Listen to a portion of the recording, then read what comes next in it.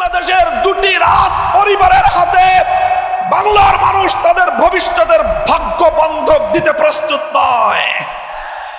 তাই আজ বাংলাদেশের জাগরণ সৃষ্টি হয়েছে। শুধু জাগরণ নয়, এক মহা জাগরণ তৈরি হয়েছে। ধর্ম বর্ণ নির্বিশেষে এদেশের মানুষ বিশ্বাস করে 11 দলীয় নির্বাচনী ঐক্য। এই ঐক্য গঠিত হয়েছে কোন নেতার ভাগ্য পরিবর্তনের জন্য নয়। এই ঐক্য গঠিত হয়েছে কোন দলকে ক্ষমতায় নেওয়ার জন্য নয়। এই ঐক্য গঠিত হয়েছে কোন জোটের স্বার্থ সিদ্ধির জন্য নয়। 11 দলীয় নির্বাচন ঐক্য গঠিত হয়েছে বাংলার 18 কোটি মানুষের কাছে তাদের অধিকার বুঝিয়ে দেওয়ার জন্যে। তাই আজ এই গণজোয়ার, এটা দেখে অনেকের মাথা খারাপ হয়ে গিয়েছে। এখন তারা পাগলের মতো প্রলাপ বকতে আরম্ভ করেছে। কি করবে তারা দ্বিধাহীন, তারা দ্বিধাদ্বন্দ্বে ভুগছে। কখনো তারা প্রকাশ্যে বলে গণভোটে হা ব্যালটে ভোট দেওয়ার জন্য, আবার তলে তলে বলে না ব্যালটে ভোট দেওয়ার জন্য। 14 গ্রামের মানুষের কাছে আমি প্রশ্ন করতে চাই, কেউ প্রকাশ্যে এক কথা বলে, তলে তলে আরেক কাজ করে, সেই জাতীয় মানুষকে আপনাদের দেশে কি বলে? জোরে বলেন, কি বলে? 24-এর বিপ্লব পরবর্তী বাংলার মাটিতে দাঁড়িয়ে বলতে চাই, আর কোন মুনাফিক গোষ্ঠী বাংলাদেশ শাসন করতে পারবে না। বাংলার মানুষ সেটা মেনে নেবে না। এরপরে শুরু করলো আরেক ভয়ঙ্কর সন্ত্রাসী কার্যকলাপ। তারা ভীত সন্ত্রস্ত হয়ে, তারা গণজাগরণে নিজেদের নিশ্চিত পরাজয় দেখতে পেয়ে ইতিহাসের ঘৃণ্যতম বর্বর এক পন্থা অবলম্বন শুরু করলো। আমার মায়েরা, আমার বোনেরা, আমার মেয়েরা, তারা জনগণের পক্ষে নির্বাচনের ক্যাম্পেইন করার জন্য, নির্বাচনের দাওয়াতি কার্যক্রমে মানুষের দুয়ারে দুয়ারে যাচ্ছে।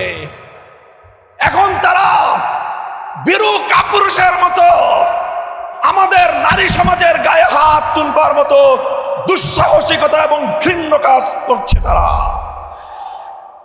আমি ব্যক্তিগতভাবে একটা কথা বলি, আমি বলে যাই, যদি কেউ আমার মায়ের কোনো গায়ে হাত তোলার চেষ্টা করে, যদি কেউ আমার কোনো বোনের দিকে চোখ তুলিয়ে চোখ বড় করে তাদের দিকে ভিন্ন দৃষ্টিতে তাকাবার দুঃসাহস দেখায়, কেউ যদি আমার কোনো মেয়ের ইজ্জতের হিজাব নিয়ে টানাটানি করার চেষ্টা করে, আমি বলে যাই, সে হাত ভেঙে গুড়িয়ে দেবেন, সে চোখ উপড়ে ফেলবেন। মায়ের ইজ্জত রক্ষা করার জন্যে, বোনের ইজ্জত রক্ষা করার জন্যে আমি বলি, আমি কোনো আইন মানব না, আমি বিদ্রোহ করব। গোটা বাংলাদেশে আগুন জ্বলবে, আগুন। খবরদার, হুঁশিয়ার করে দেই, যদি নারী সমাজের গায়ে হাত তোলা হয়, তাদেরকে যদি অসম্মান করা হয়, যে আগুন জ্বলবে সে আগুন নিভানোর ক্ষমতা কারো হবে না। আপনারা নির্বিঘ্নে নির্বাচনী প্রচারণা কার্যক্রম পরিচালনা করবেন ইনশাআল্লাহ।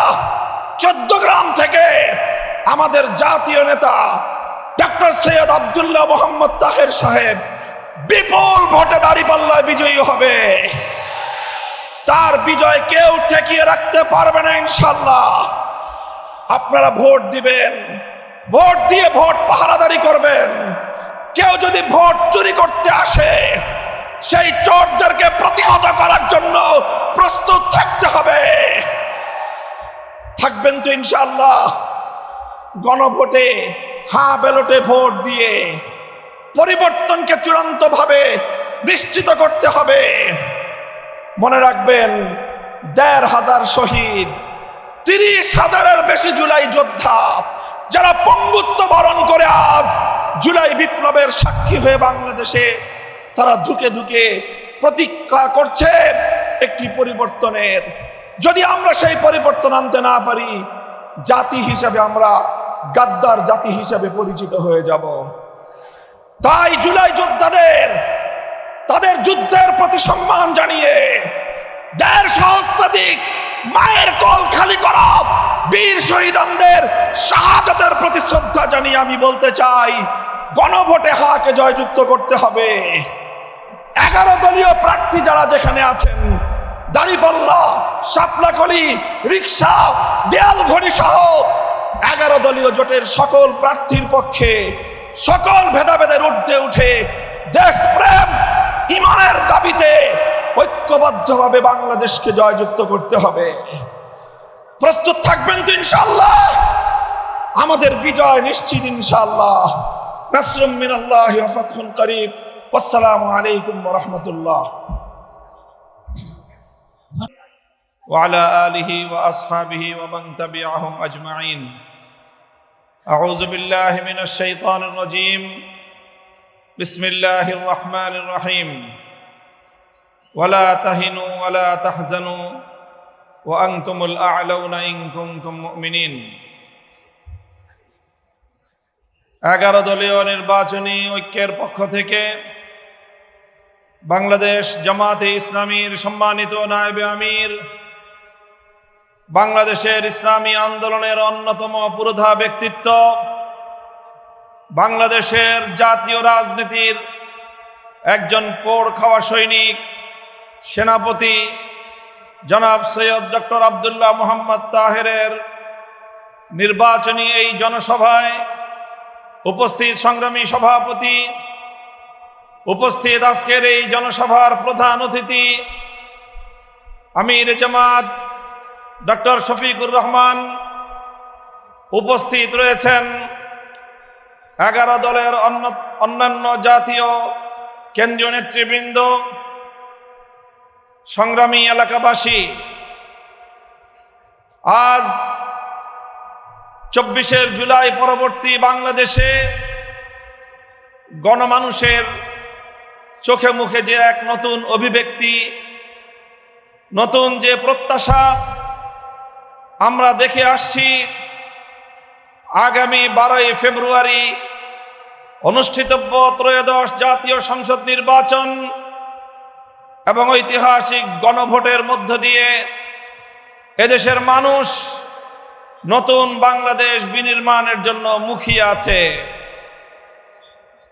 বাংলাদেশের প্রান্তে প্রান্তে ঘুরে ঘুরে আমি দেখেছি 11 দলীয় এই নির্বাচনী ঐক্যের পক্ষে বাংলাদেশে এক ঐতিহাসিক গণজোয়ার সৃষ্টি হয়েছে। মানুষ পরিবর্তন চায়। 71-এর যে মহান মুক্তিযুদ্ধ সংগঠিত হয়েছিল, জালিমের বিরুদ্ধে মজলুমের লড়াই, যেখানে মানুষের ইচ্ছা আর অভিপ্রায় ছিল বাংলার মানুষের ভাগ্যের পরিবর্তন হবে, বাংলার মানুষ তাদের অধিকার ফিরে পাবে, বাংলাদেশে বৈষম্যহীন এক সমাজ গড়ে উঠবে, বাংলাদেশের মানুষ আধিপত্যবাদী ব্রিটিশ বেনিয়া এবং পশ্চিম পাকিস্তানি খান পাঠানদের 200 বছরের বৈষম্য, জুলুম এবং লাঞ্ছনার বিরুদ্ধে মুক্তিযুদ্ধের মধ্য দিয়ে দেশকে স্বাধীন করার পর তারা আশা করেছিল এ দেশীয় শাসকরা মানুষকে তাদের সম্মান, মর্যাদার অধিকারটুকু দিবে। কিন্তু দুর্ভাগ্যজনকভাবে 71-এর মুক্তিযুদ্ধের পরবর্তী 72 থেকে 24 সাল পর্যন্ত বাংলাদেশের কায়েমি স্বার্থবাদী রাজনৈতিক গোষ্ঠীগুলো শাসনের নামে শোষণ করেছে। মানুষের উপর তারা তাদের জমিদারি প্রভাব বিস্তার করার চেষ্টা করেছে। তারা বাংলার মানুষের অধিকার খর্ব করে, ক্ষুণ্ণ করে বাংলাদেশে গুন্ডামি আর সন্ত্রাসের রাজনীতি বাস্তবায়ন করেছে। তাই বাংলার মানুষ আবার 2024 সালে জেগে উঠল। 24 সালে জেগে উঠল প্রতিটি শিক্ষাঙ্গন থেকে ছাত্র জনতা। স্কুল থেকে আমার ছেলেরা বেরিয়ে আসলো, কলেজ থেকে আমার সন্তানরা বেরিয়ে আসলো, বিশ্ববিদ্যালয়গুলো থেকে আমাদের ছেলেমেয়েরা বের হয়ে আসলো। আলিয়া মাদ্রাসা, কওমি মাদ্রাসা, সব ভেদাভেদ ভুলে গিয়ে রাজপথে তারা জড়ো হলো। আমার তরুণ ছাত্র জনতা তিতুমিরের লাঠিয়াল হয়ে বাংলার রাজপথে আবার তারা জমিদারি প্রথার বিরুদ্ধে, রাজাগিরি বাবুগিরির বিরুদ্ধে তারা বিদ্রোহ ঘোষণা করলো। 24-এর ঐতিহাসিক বিপ্লবের পর এখন দেশের মানুষ আর পুরাতন সেই বস্তা পচা রাজ পরিবারের